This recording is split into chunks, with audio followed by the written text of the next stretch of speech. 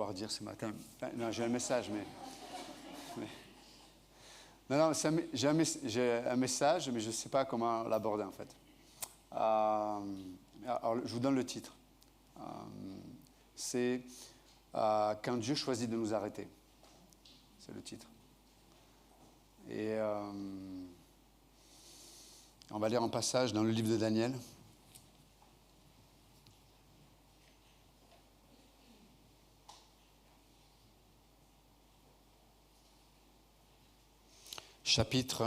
On va lire le Daniel chapitre 4.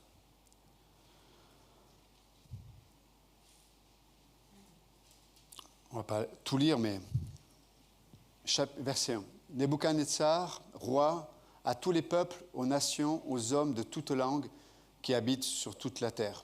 Que la paix vous soit donnée avec abondance. Il m'a semblé bon de faire connaître les signes et les prodiges que le Dieu suprême a opérés à mon égard.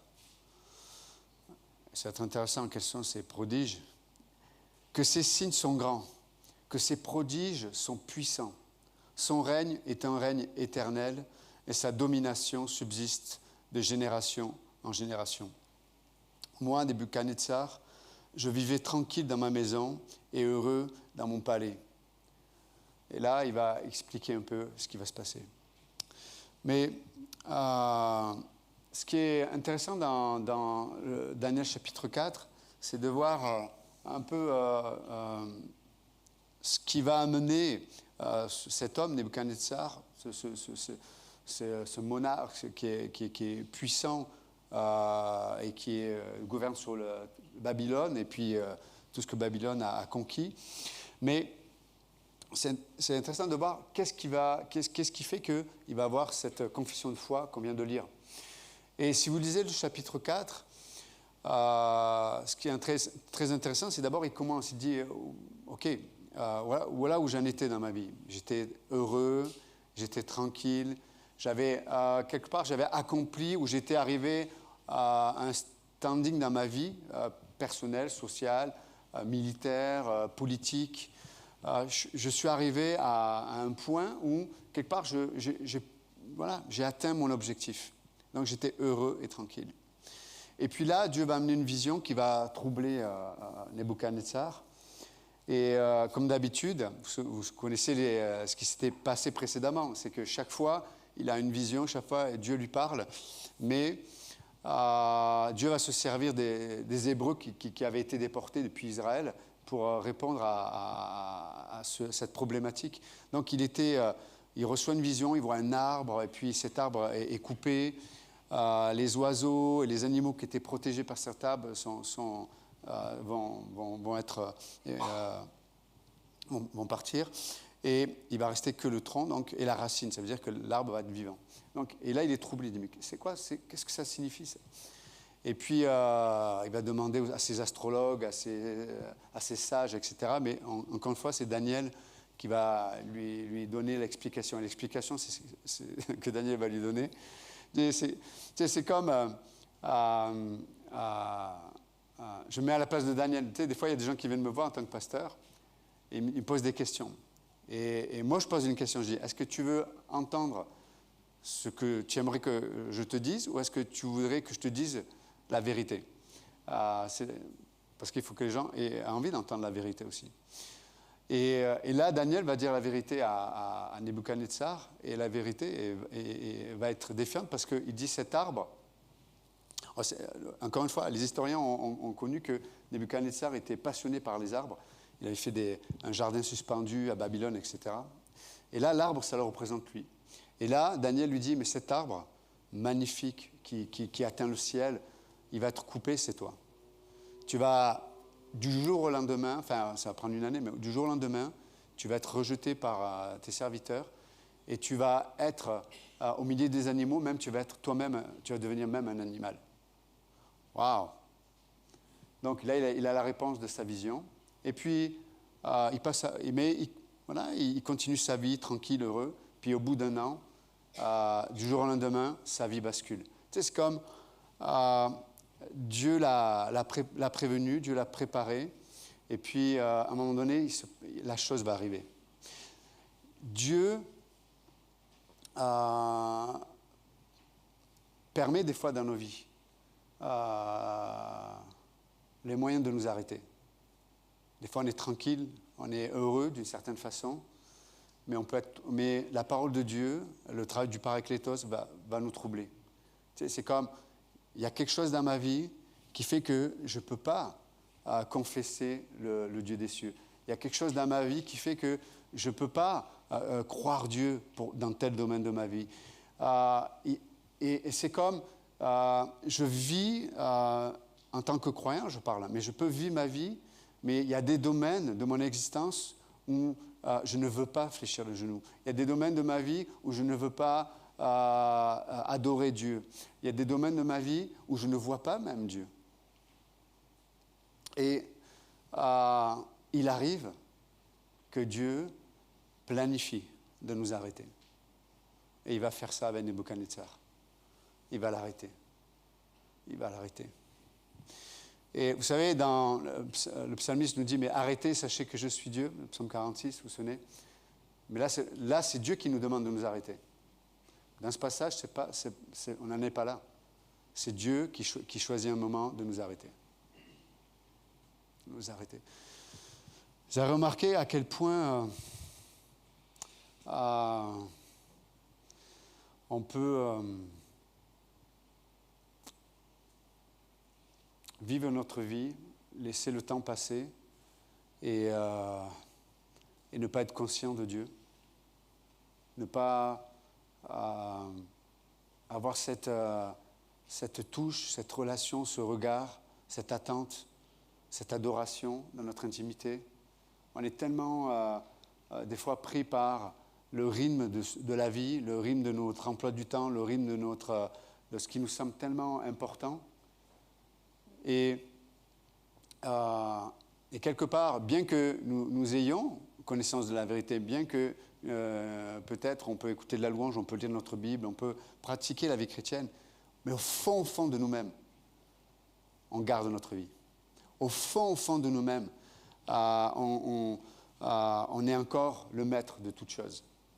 Et c'est ce que dit Nebuchadnezzar. Et quand Dieu va dire stop, c'est quand Nebuchadnezzar regarde ce qu'il a accompli, il dit, mais en fait, je suis le maître de tout. Je suis le maître de tout. À l'instant, Dieu lui dit, c'est maintenant, stop. Stop. Combien vous, je ne sais pas, mais moi, je ne sais pas ce que vous vivez, mais moi, trop souvent, je peux le confesser, je suis trop souvent le maître dans plein de domaines de mon existence. Il ne peut pas avoir la place pour 2 maîtres. Il ne peut pas avoir la place pour Dieu et pour Yohan. Pour ceux qui ne me connaissent pas, c'est mon prénom. OK. Il peut pas l'avoir. Et pourquoi? Parce que tu es occupé avec les affaires de ton maître. Combien de fois, combien de temps où je peux être tellement occupé avec Yohan qui est le maître, avec mes passions, avec mes désirs, avec ma sagesse, avec mes idées, comme je l'ai dit tout à l'heure, avec mes priorités, mon emploi du temps. Et Dieu dans tout ça. Dieu dans tout ça. Vous savez, ce qui me frappe le plus, des fois, c'est de voir à quel point, même des fois, des croyants, on peut affronter des situations tellement difficiles, mais en fait, on voit qu'on n'y est pas préparé. Parce que peut-être on est le maître dans notre existence. Et des fois, une nouvelle du médecin qui nous dit, mais voilà, peut-être une maladie incurable, il te reste tant de temps à vivre. Peut-être la perte de quelqu'un de proche, de cher. Peut-être un bouleversement, peut-être au niveau professionnel. Des choses inattendues. Peut-être que tu avais une vie, tu pensais avoir une vie de couple qui était tellement fusionnelle, etc. Puis, à un moment donné, il y a quelque chose une situation qui arrive qui dit « Ah ben non ». J'ai entendu des gens, des épouses ou des époux qui disent « Non mais ça fait longtemps que j'ai arrêté de t'aimer, je suis resté là parce qu'il y avait des enfants, mais waouh !» À quel point en un instant une vie peut aller d'une direction à une autre.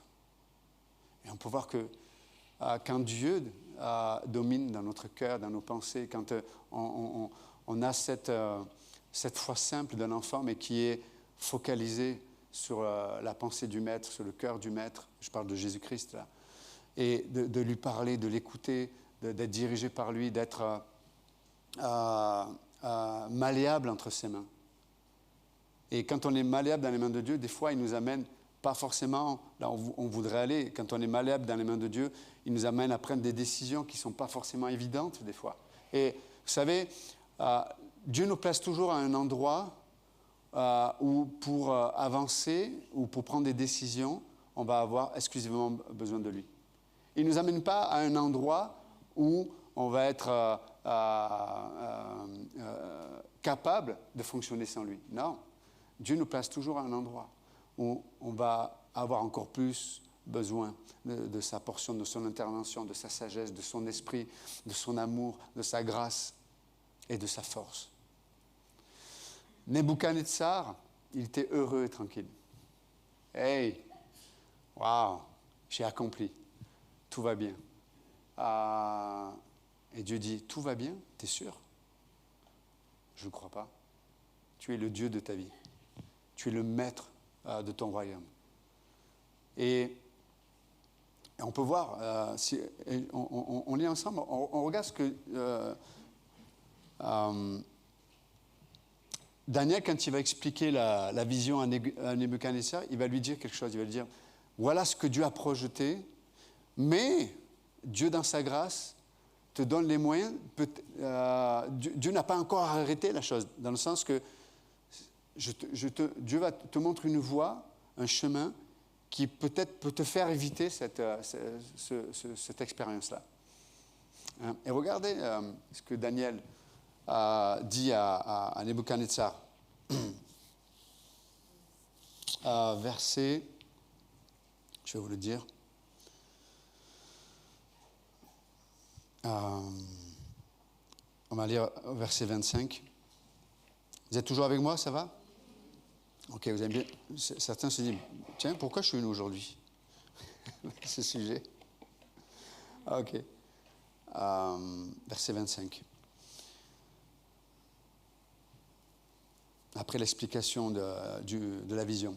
On te chassera du milieu des hommes, tu auras ta demeure avec les bêtes des champs, et l'on te donnera comme au bœuf de l'herbe à manger. Tu seras trempé de la rosée du ciel.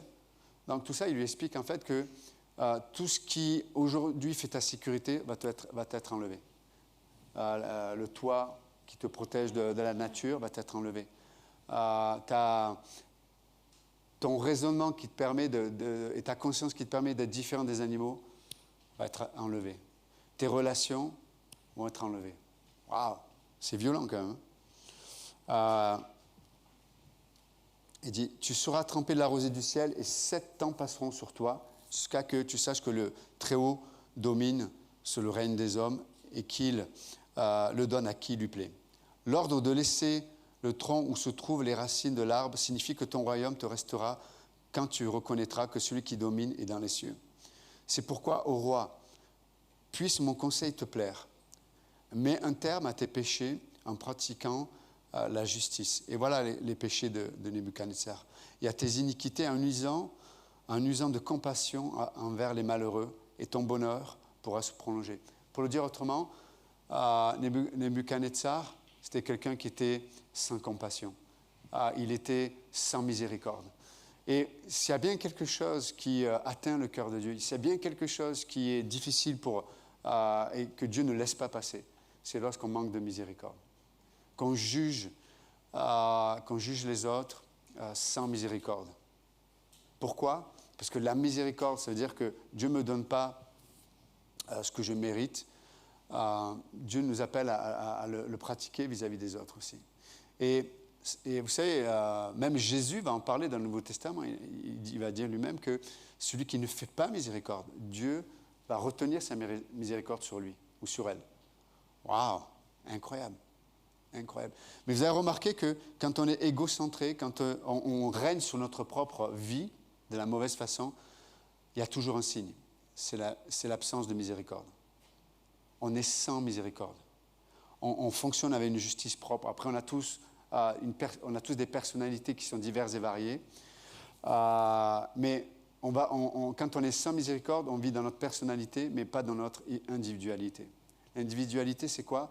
C'est, on va dire, le dessein que chacun est, qui a été fait par Dieu. Nous sommes le design de Dieu, quelque part, pour le glorifier et le manifester ici-bas.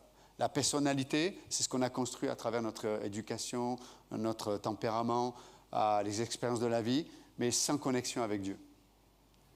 Aujourd'hui, on déifie la personnalité. C'est vrai ou pas? Mais Dieu dit non, c'est l'individualité dans laquelle je veux me glorifier, qui fait qu'on est tous différents, etc. Mais dans l'excès de personnalité, la personnalité, elle a toujours pour fondation la justice propre. La justice propre. Et quelqu'un qui vit selon sa justice propre, c'est quelqu'un qui vit et qui ne manifeste pas de miséricorde. Tu sais, quelqu'un qui peut penser, non mais elle est comme ça, elle ne changera jamais. Mais qui tu es pour penser comme ça? Or lui, il est comme ça, il ne changera jamais. Hein? Je le connais depuis tant de temps. Alors, il y a beaucoup de chances que peut-être tu aies raison, mais à la limite, ça ne t'appartient pas. Toi, je parle des chrétiens, hein, nous, on est là pour communiquer la miséricorde de Dieu, dans la sagesse de Dieu, évidemment. Okay? Si quelqu'un est toxique, on lui fait miséricorde et on s'éloigne de la personne. Okay? On est d'accord. Mais quand ce n'est pas le cas, parce que des fois, on appelle les gens toxiques les gens qui nous provoquent au changement. Tu sais, Dieu envoie des gens qui nous provoquent au changement. Et on dit non, mais je ne te veux pas, quoi. Hein? Non. Surtout quand tu es marié, comme tu fais. Hein? Tu veux dire quoi? Hein? Je divorce? OK. Déjà, pour divorcer, il faut être marié, déjà. Même si ça fait 20 ans que tu es avec quelqu'un, peut-être que je n'ai jamais été marié. Qu'est-ce que tu as fait? Est-ce que marié, c'est faire un? Non. Vous étiez deux personnalités, avec les problèmes de personnalité qui n'ont jamais été réglés, et vous dites que c'est des problèmes de couple. Ce n'est pas des problèmes de couple, c'est des problèmes de personnalité, d'individualité que vous n'avez jamais traités. Mais déjà, pour être marié, il faut faire un. Vous voyez? Et quand vous m'écoutez, ne pensez pas à votre femme ou votre mari. Hein? Pensez toujours à vous. Je pense toujours à moi quand je parle. Je ne pense pas à ma femme. Quoi que si. Bien ça. OK. Avec elle en plus. Ça va? Merci. Donc, l'idée, elle est là, c'est que Dieu nous amène sur un terrain de la miséricorde, qui triomphe du jugement, nous dit Jacques. La miséricorde. La miséricorde. Oui, peut-être j'étais déçu, j'étais trahi, j'étais blessé. Oui, peut-être, et on ne peut pas renier les faits des fois. Vous êtes d'accord avec moi? Mais Dieu dit, laisse-moi remplir ta blessure, laisse-moi remplir ce problème-là avec ma miséricorde. Laisse-moi prendre la place, pour le dire autrement. Et lorsque tu laisses Dieu prendre la place, tu vas donner miséricorde comme Dieu t'a fait miséricorde. Quand il n'y a pas la place pour Dieu dans notre vie, il n'y aura pas la place pour les autres non plus. C'est pour ça que, au lieu de gagner le cœur des gens, on sort une épée et on tranche. Et vous avez vu comment, lorsqu'on manque de miséricorde, automatiquement, les traits qui nous gênent chez les autres, on va les amplifier. Même, je vais vous dire, on va voir que ça. Quand on manque de miséricorde, on voit juste les traits qui nous dérangent, on va voir que ça. Comme si la personne n'était que ça. Eh oui, mais tu es passif. Et la personne dans le couple, elle voit que ça chez son mari, en général, c'est ça. Hein, ou chez les femmes, ou chez l'enfant. Mais t'es comme ta mère, c'est pas possible. Hein? Ou t'es comme ton père. Ces expressions qui sont horribles. Hein? Que je sache, avec la génétique actuelle, on sait qu'un enfant, il est au moins 50% de ta génétique. Donc, ce que tu lui reproches, c'est qu'il te ressemble, c'est ça. Mais Nebuchadnezzar était un homme sans miséricorde. Sans miséricorde. Et même, il profitait de sa place pour manipuler. Vous savez combien de gens manipulent aujourd'hui? Parce que quand tu ne veux pas être changé par Dieu, tu es obligé de manipuler les situations, tu vas être obligé de manipuler les gens, tu vas être obligé de manipuler, de faire en sorte que les gens qui tournent autour de toi soient adaptés à toi. Ce n'est pas la pensée de Dieu. Les gens que Dieu met autour de toi, bien sûr, ils vont te compléter, ils vont t'édifier, ils vont t'encourager, mais ils vont t'amener sur le terrain où tu vas être obligé d'être transformé par Dieu, de changer. Nebuchadnezzar, il était heureux et tranquille. Il ne voyait pas son besoin d'être changé. Il ne voyait pas son besoin de dépendre de Dieu. Il ne voyait pas son besoin de mettre un autre maître que lui-même sur sa propre existence. Vous savez pourquoi nos plus grandes souffrances, très souvent, à part les situations que j'ai pu décrire tout à l'heure, mais souvent notre plus grande souffrance, c'est notre capacité à résister au travail de Dieu pour prendre la place, malheureusement, sur lequel moi-même je trône. La miséricorde. La miséricorde triomphe du jugement. Quand on manque de miséricorde, on attend que les autres changent. Quand c'est la miséricorde qui triomphe du jugement, je suis prêt à changer pour l'autre. Vous m'entendez ou pas? Dans le mariage, est-ce que tu es prêt à changer pour l'autre? Oui, mais je remets en question, est-ce que j'aurais dû me marier avec lui ou avec elle? La discussion, cette réflexion, il fallait l'avoir avant. Maintenant, tu es coincé. T'es coincé. C'est une prison, mais qui est en fait une opportunité d'être transformé à l'image de Christ. Donc, je plaisante, ce n'est pas une prison, le mariage. C'est peut être pire que ça. Non, de toute façon. Mais on peut voir que Nebuchadnezzar n'était pas prêt à ça. Et si on continue le passage, donc Dieu lui donne l'opportunité de se remettre en question. Et verset... regardez juste la fin pour finir, c'est tard, mais il dit... regarde, j'aime ce verset 34. Regardez.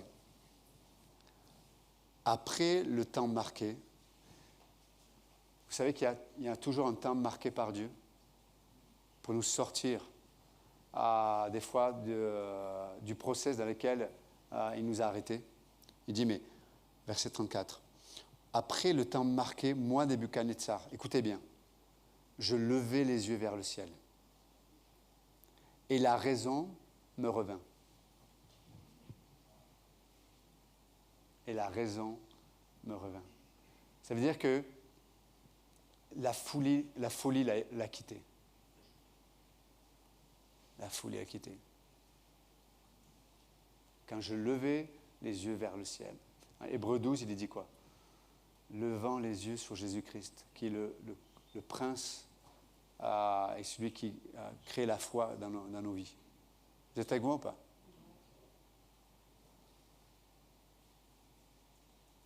Mais avant de pouvoir lever les yeux vers Jésus-Christ, l'auteur de l'Épître aux Hébreux dit quoi? Rejeter le péché, le fardeau qui nous enveloppe si facilement. Ah. Tu sais, il y a comme des choses qui nous empêchent de lever la tête, qui nous empêchent d'avoir envie de lever le regard vers Jésus-Christ. On n'a pas envie des fois. Quand Dieu nous arrête, c'est pour nous amener ce processus, pour retrouver le goût, le sens de lever les regards vers Jésus-Christ. Vous savez, quand j'ai perdu le sens et le goût pour Jésus-Christ, je perds le goût et le sens de l'espérance. Et je suis obligé de trouver une autre espérance que celle que Dieu me propose. Comme je l'ai dit tout à l'heure, il n'y a pas une relation, il n'y a pas une situation qui ne soit pas une opportunité de retrouver le sens en levant les yeux vers Jésus-Christ. On n'est pas obligé d'attendre d'avoir un accident, de perdre un bras. On n'est pas obligé d'attendre un divorce pour se réveiller. On n'est pas obligé. Comme Daniel a dit à Nebuchadnezzar, il y a une opportunité pour toi de saisir la miséricorde de Dieu qui t'est disponible à chaque instant. Mais si ce n'est pas le cas, si tu ne l'as pas prise, cette opportunité, Verset 34 nous dit « Après le temps marqué ». Dans le temps de Dieu, il y a toujours un temps qu'il a marqué pour que nous soyons disposés pour lever les yeux et retrouver le sens. Et vous savez comment on sait que Nebuchadnezzar a retrouvé le sens? Il va adorer et glorifier le Dieu éternel, le Dieu des dieux, il va dire. Donc juste ce matin, je suis encouragé, enfin, j'espère, ça encourage, mais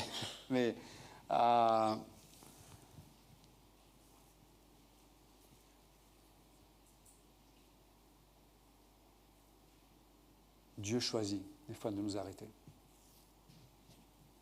Ce n'est pas parce qu'il a arrêté de nous aimer, mais c'est bien le contraire. Et juste sachant que avec notre capacité ou notre manque de capacité peut-être, il y a quand même un temps marqué par Dieu où on va pouvoir à un moment donné lever les yeux vers lui et le reconnaître tel qu'il est. Amen. Ok, Seigneur, merci encore pour ta parole ce matin. Ce qui venait de toi, Jésus, je te prie que ça puisse, comme on l'a entendu de la part Pasteur Georges, laisser le Saint-Esprit marquer notre cœur, marquer notre esprit, à nous disposer aussi, à savoir que même si tu nous arrêtes des fois, c'est que peut-être sans s'en rendre compte, même pas méchamment, on est peut-être dans la folie d'un confort qui est une illusion, parce qu'elle nous fait perdre du temps et elle nous éloigne de ce qui est essentiel. Donc, merci encore, Seigneur, pour ton esprit, pour ta fidélité. Aide-nous, Seigneur, à focaliser sur ce qui est important pour toi et de ne pas être tellement gangréné par des fois des détails qui sont juste l'expression de notre justice propre. On dit c'est important, mais est-ce que c'est vraiment si important que ça? Donc merci Père, sois glorifié. Dans le nom de Jésus, nous prions. Amen. Que Dieu vous bénisse. Merci.